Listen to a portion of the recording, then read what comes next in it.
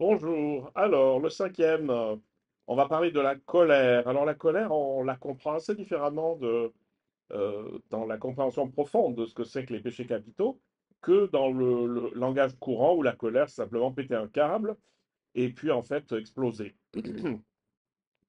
Donc, l'idée, c'est dans la colère, on va dire des choses qui vont être transportées qu'on ne pourra plus rattraper. C'est-à-dire de ne pas se laisser dépasser par ce qu'on dit. Ça, c'est important parce qu'une fois que vous avez lancé quelque chose dans le monde, eh ben, ça vous revient un jour ou l'autre à travers la figure et surtout, on ne sait pas les dégâts que ça peut faire. Donc, il s'agit, bon, Sœur Catherine, il y a marqué, je te le dis, si tu vois ou entends parler des péchés de ton prochain, ne les colporte pas plus loin et surtout, ne pas, sache que si dans ta colère, tu montres à quelqu'un ses fautes, tu feras un péché mortel, tu le sortiras peut-être de son péché, mais tu te jetteras toi dans le péché.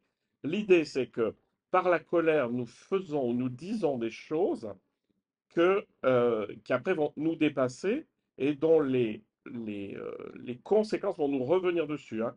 Vous retrouvez là quelque chose qu'on retrouve beaucoup en Inde, c'est-à-dire l'idée des empreintes karmatiques, c'est-à-dire que le karma, c'est l'accumulation de ces choses qu'on a faites et qui nous reviennent en fait à un moment donné dans la figure.